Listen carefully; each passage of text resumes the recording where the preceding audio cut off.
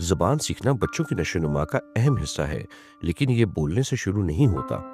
बहुत से लोग समझते हैं कि जब तक बच्चा बोलना नहीं सीखता, वो बातों को नहीं समझ पाता, लेकिन ये दुरुस्त नहीं है।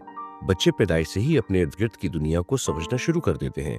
छोटी-छोटी हरकतें, आवाज़ें निकालना, देखना, रद्द-ए-अमल देना, खेलना, ये सब बोलना सीखने का हिस्सा है। लेकिन अगर आपका बच्चा बोलना शुरू करने से पहले ये सलाहियतें नहीं दिखाता, तो चाइल्ड स्पेशलिस्ट से लाज़मी रजू करें।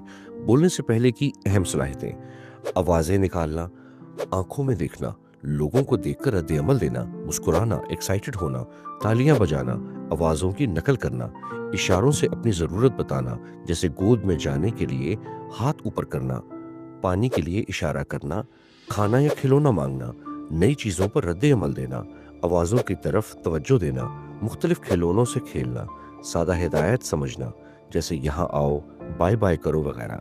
याद रखें, हर बच्चे की रफ्तार मुख्तलिफ होती है, लेकिन अगर कोई परेशानी हो तो आप सेहत या आपके चाइल्ड साइकोलॉजिस्ट से रहनुमाई ले सकते हैं।